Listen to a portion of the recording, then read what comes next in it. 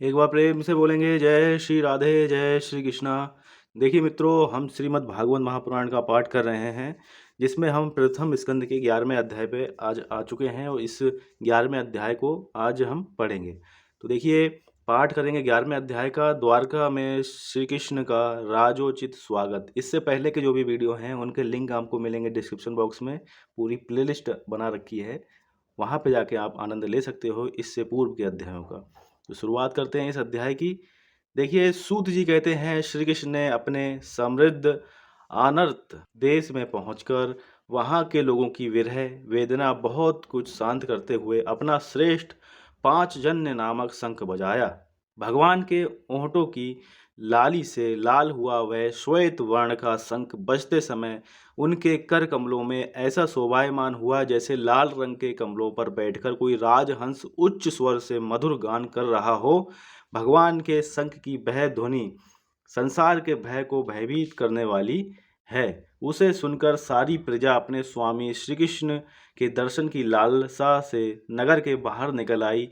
भगवान श्री कृष्ण आत्मा राम है, वे अपने आत्मलाभ से ही सदा सर्वदा पूर्ण काम है। फिर भी जैसे लोग बड़े आदर से भगवान सूर्य को भी दीपदान करते हैं, वैसे ही अनेक प्रकार की भेंटों से प्रजा ने श्री कृष्ण जी का स्वागत किया। सबके मुख कमल प्रेम से खिल उठे। वे हर्ष गदगद वाणी से सबके सुहृद और संरक्षण भगवान श्री कृष्ण की ठीक वैसे ही स्तुति करने लगे जैसे बालक अपने पिता से अपनी तोतली बोली में बातें करते हैं। स्वामिन, हम आपके उन चरण कमलों को सदा सर्वदा प्रणाम करते हैं जिनकी वंदना ब्रह्मा, शंकर और इंद्र तक करते हैं, जो इस संसार में परम कल्याण चाहने वालों के लिए सर्वोत्तम आश्रय है, जिनकी शरण ले लेने पर परम समर्थ काल भी एक बाल तक बांका नहीं कर सकता। विश्व भावन, आप ही हमारे माता, सुहृद, स्वामी और पिता हैं। आप ही हमारे सदगुरु और परम आराध्य देव हैं। आपके चरणों की सेवा से हम कृतार्थ हो रहे हैं। आप ही हमारा कल्याण करें। आहा, हम आपको पाकर सनाथ हो गए, क्योंकि आपके सर्व सौंदर्य सार अनुपम रूप का हम दर्शन करते रहते हैं। कितना सुंदर मुख है, प्रेम पूर्ण मुस्कान से स्नग्न चितवन। ये दर्शन तो देवताओं के लिए भी दुर्लभ है। कमल नयन श्री कृष्ण, जब आप अपने बंधु बांधवों से मिलने के लिए हस्तिनापुर अथवा मथुरा ब्रजमंडल चले जाते हैं, तब आपके बिना हमारा एक एक क्षण कोटि कोटि वर्षों के समान लंबा हो जाता है। आपके बिना हमारी दशा वैसी हो जाती है जैसी सूर्य बिना आँखों की। भक्त वत्सल भगवान श्री कृष्ण प्रजा के मुख से ऐसा वचन सुनते हुए और अपनी कृपामय दृष्टि से उन पर अनुग्रह की वृष्टि करते हुए द्वारका में प्रविष्ट हुए। जैसे नाग अपनी नगरी भोगवती यानी पातालपुरी की रक्षा करते हैं, वैसे ही भगवान की वह द्वारकापुरी भी मधु, भोज, दशरहा, अहय, कुकुर, अंधक और वृष्णिवंशी यादवों से, जिनके पराक्रम की तुलना और किसी से नहीं की जा सकती, सुरक्षित थी। वह पूरी समस्त रीतियों के संपूर्ण वैभव से संपन्न एवं पवित्र वृक्षों एवं लताओं के कुंजों से युक्त थी। स्थान स्थान पर फलों से पूर्ण उद्यान, पुष्प वाटिकाएं एवं कीड़ावन थे। बीच बीच में कमल युक्त सरोवर नगर की शोभा बढ़ा रहे थे। नगर के फाटकों, महल के दरवाजों और सड़कों पर भगवान के स्वागतार्थ बंधन वारें लगाई गई थीं। चारों ओर चित्र विचित्र ध्वजा पताकाएं फहरा रही थीं, जिनसे उन स्थानों पर घाम का कोई प्रभाव नहीं पड़ता था। उसके राजमार्ग, अन्यान्य सड़कें, बाजार और चौक झाड़ बुहार कर सुगंधित जल से सींच दिए गए थे और भगवान के स्वागत के लिए बरसाए हुए फल फूल, अक्षत, अंकुर चारों ओर बिखरे हुए थे। घरों के प्रत्येक द्वार पर दही, अक्षत, फल, ईख, जल से भरे हुए कलश, उपहार की वस्तुएं और धूप दीप आदि सजा दिए गए थे। उदार शिरोमणि वसुदेव, अक्रूर उग्रसेन, अद्भुत पराक्रमी बलराम, प्रद्युम्न, चारुदेष्ण और जामवंती नंदन सांब ने जब यह सुना कि हमारे प्रियतम भगवान श्री कृष्ण आ रहे हैं, तब उनके मन में इतना आनंद उमड़ा कि उन लोगों ने अपने सभी आवश्यक कार्य, सोना, बैठना और भोजन आदि छोड़ दिए। प्रेम के आवेग से उनका हृदय उछलने लगा।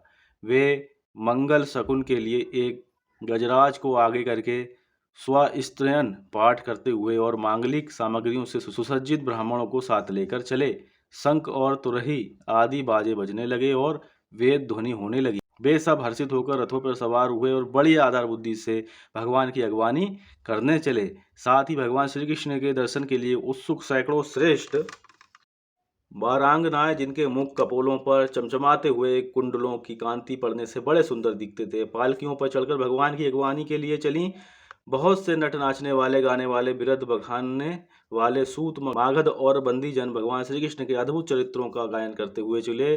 भगवान श्री कृष्ण ने बंधु बांधवों, नागरिकों और सेवकों से उनकी योग्यता के अनुसार अलग अलग मिलकर सबका सम्मान किया। किसी को सिर झुकाकर प्रणाम किया, किसी को वाणी से अभिवादन किया, किसी को हृदय लगाया, किसी से हाथ मिलाया, किसी की ओर देखकर मुस्कुराकर भर दिया और किसी को केवल प्रेम भरी दृष्टि से देख लिया। जिसकी जो इच्छा थी उसे वही वरदान दिया। इस प्रकार चांडाल पर्यंत सबको संतुष्ट करके गुरुजन, सपात्निक, ब्राह्मण, वृद्धों का तथा दूसरे लोगों का भी आशीर्वाद ग्रहण करते एवं बंदी जनों से विरुद्धावली सुनते हुए सबके साथ भगवान श्री कृष्ण ने नगर में प्रवेश किया। सौनक जी जिस समय भगवान राजमार्ग से जा रहे थे, उस समय द्वारका की कुल कामनियां भगवान के दर्शन को ही परमानंद मानकर अपनी अपनी अटारियों पर चढ़ गईं। भगवान का बक्षा स्थल मूर्तिमान सौंदर्य लक्ष्मी का निवास स्थान है। उनका मुखारविंद नेत्रों के द्वारा पान करने के लिए सौंदर्य सुधा से भरा हुआ पात्र है। उनकी भुजाएं लोकपालों को भी शक्ति देने वाली हैं। उनके चरण कमल भक्त परमहंसों के आश्रय हैं। उनकी अंग अंग शोभा का धाम है। भगवान की इस छवि को द्वारकावासी नित्य निरंतर निहारते रहते हैं, फिर भी उनकी आंखें एक क्षण के लिए भी तृप्त नहीं होती। द्वारका के राजपथ पर भगवान श्री कृष्ण के ऊपर श्वेत वर्ण का छत्र तना हुआ था। श्वेत चंबर डुलाए जा रहे थे। चारों ओर से पुष्पों की वर्षा हो रही थी। वे पीतांबर और वनमाला धारण किए हुए थे। इस समय वे ऐसे शोभायमान हुए मानो श्याम में एक ही साथ सूर्य, चंद्रमा, इंद्रधनुष और बिजली से शोभायमान हो।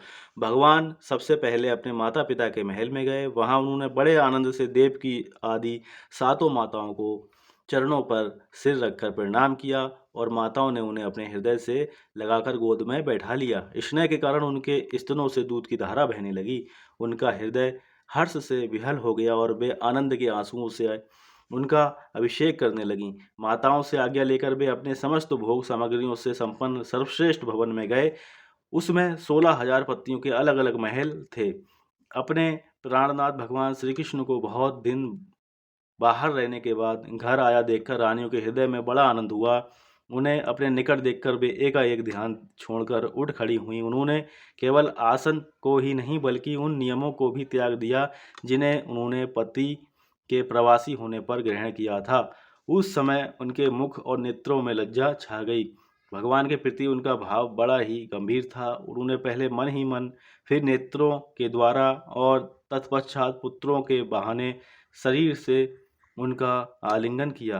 सौनक जी उस समय उनके नेत्रों में जो प्रेम के आंसू छलक आए थे, उन्हें संकोचवश उन्होंने बहुत रोका, फिर भी विवशता के कारण वे ढलक ही आए। यद्यपि भगवान श्री कृष्ण एकांत में सर्वदा ही उनके पास रहते थे, तथापि उनके चरण कमल उन्हें पद पद पर नए नए जान पड़ते।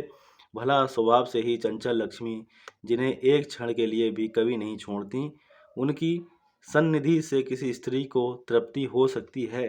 जैसे वायु बांसों के संघर्ष से दावानल पैदा करके उन्हें जला देती है, वैसे ही पृथ्वी के भारभूत और शक्तिशाली राजाओं में परस्पर फूट डालकर बिना शस्त्र ग्रहण किए ही भगवान श्री कृष्ण ने उन्हें कई अक्षौहिणी सेना सहित एक दूसरे से मरवा डाला और उसके बाद आप भी उपराम हो गए। साक्षात परमेश्वर ही अपनी लीला से इस मनुष्य लोक में अवतीर्ण हुए थे और सहस्त्रों रमणी रत्नों में रहकर उन्होंने साधारण मनुष्यों की तरह क्रीड़ा की, जिनकी निर्मल और मधुर हंसी उनके हृदय के उन्मुक्त भावों को सूचित करने वाली थी, जिनकी लजीली चितवन की चोट से बेसुध होकर विश्व विजयी कामदेव ने भी अपने धनुष का परित्याग कर दिया था। वे कमनीय कामनियां अपने काम विलासों से जिनके मन में तनिक भी क्षोभ नहीं पैदा कर सकीं। उन असंग भगवान श्री कृष्ण को संसार के लोग अपने ही समान कर्म करते देखकर आसक्त मनुष्य समझते हैं।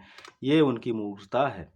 यही तो भगवान की भगवता है कि वे प्रकृति में स्थित होकर भी उसके गुणों से कभी लिप्त नहीं होते।